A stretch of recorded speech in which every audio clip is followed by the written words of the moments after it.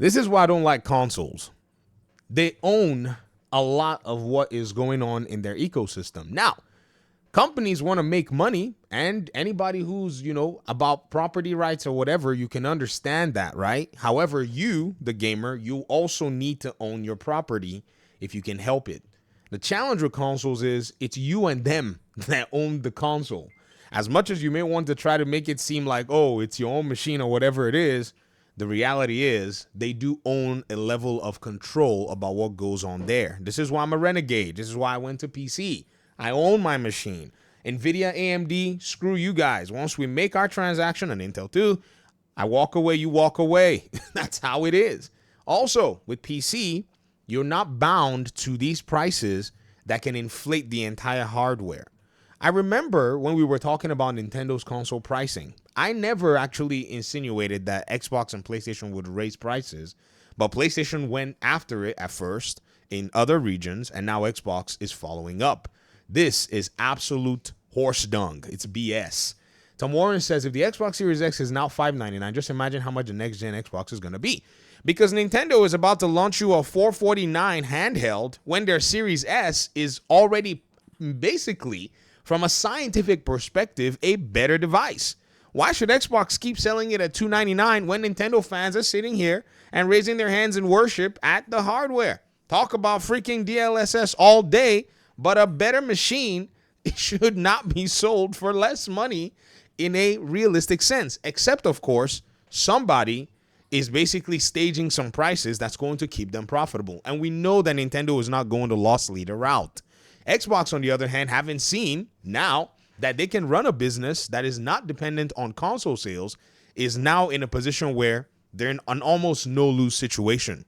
Do y'all see what's going on in this particular gaming industry? It's all twisted around. And the console manufacturers and the console platforms are the biggest culprits in my mind, and sometimes can pull this anti-consumer route at any moment in time. This is why I've said the majority of the time when I talk about Xbox, it's because everybody needs to be able to see where PlayStation is lacking and understand that they must hold PlayStation accountable so that Xbox does not take this thing and run with it. That's why, as much as I'll sit here and tell you, oh yes, Game Pass, blah, blah, blah, blah, blah, I'm now pulling my recommendation of the Xbox Series S. I used to be able to say comfortably that I would recommend the Series S. Okay, hold on. Let me not make that, conclusion just yet. Let me breathe. $379 is now the new proposed price of the Xbox Series S. $379. What is the cost of a Steam Deck? Let's see. Steam Deck. $399 for the 256 gigs. Yeah.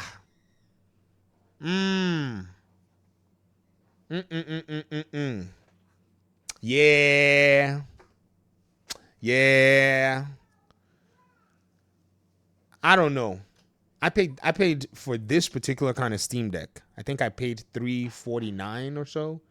But it seems like right now the prices are insane. All right. I keep the Series S. Okay? I keep my recommendation for the Series S at this time because of the entry point and the ability to have access to Xbox Game Pass. However, it's still BS. I'm not going to sit here and just say, oh, because no. It's still trash. Simply because, ladies and gentlemen, at the time that AMD was on its last leg with its Zen 2, with the Zen 2 architecture, it was a perfect time for gamers to go ahead and build. So gamers, watch out. As Zen 2 and 3 now are now basically being transitioned. If you're trying to get into PC building and get a gaming PC, you need to watch out and learn the market elasticity of PC gaming components. I've already seen people start to plaster that PC gaming is unaffordable and all that. Many of them have no idea what the flip they're talking about. Even the big channels, they're the ones that shock and surprise me. Because these same big channels, they'll sit down and be like, I got a ridiculous deal. Well, those ridiculous deals happen way often because PC is decentralized in components. So CPU prices right now are actually so freaking cheap, you wouldn't believe it. GPU prices, everybody focuses and hones in on GPU prices, but they forget that a gaming PC is way more than just the GPU. So somebody who wants to build a PC right now can actually baby step their way into it and come up with something that is good at the moment and then work on upgrades later. And I've shown many of you the pathway to do it. Like my AM5 build, I started out with the $120 CPU. The CPU that I wanted at the time, they were going for more money, like at a $500 price point. And I'm like, no, I'm waiting for that CPU to come all the way down. Yes. And then I can hop in to be able to get what? Yes, significantly more performance, but I'm not interested in giving them the money right now for it. In the console space, nonetheless, if you want to go ahead and get you one of these new consoles, you're going to have to pony up basically the full price or hopefully get yourself something from the used market.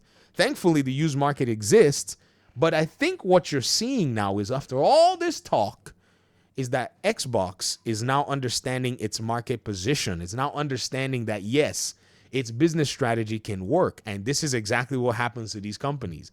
They make money. They understand, hey, man, this is this, and this. And then they eventually start to basically upsell, upcharge. And now the reality is, guys, well, you know what they're doing, right? They're covering their losses. They're covering their losses. This was the next logical step for them once they got comfortable. PlayStation's already doing it too, right? And Nintendo's already doing it to cover their losses. So they were selling you this console for $499 or something like that, right? But many of us already knew that they were losing. Hold on. Let's go ahead and look at, Xbox loses. There it is. Oh, wow. It came up. Strange. Xbox loses up to $200 on every console sold. In this particular article by Matthew Humphreys in November of 2022, he basically details it after what Phil Spencer has said. He says Spencer confirmed, and this was in an IGN report, that the loss on each Xbox console is $100 to $200 depending on the model.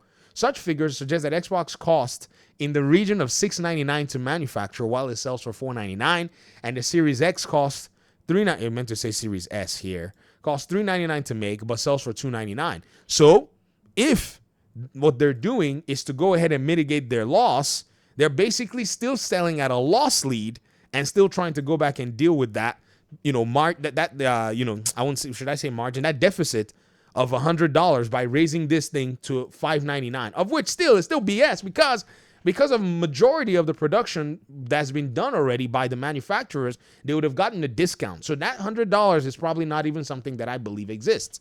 Who knows? It may exist and I may be just flat out wrong. But here we are on this side of the whole conversation. And if you're playing on the console, you know what this is actually leading to, right? This is leading to a premium model in terms of console sales that are probably going to be coming next generation. There's now also the side where Xbox wants to raise its games to $80 as well later this year. Interesting stuff. They're following the lead of Nintendo because those Nintendo games, I said it before, they are not worth $80. None of these games are worth $80. Nothing Xbox is making is worth $80. Nothing that PlayStation is making is worth $80. Y'all will find me at CD Keys when I'm all good and ready and your game is 6 months old and only 4% of gamers buy it. Wonderful. Let Fortnite prevail. Peace out.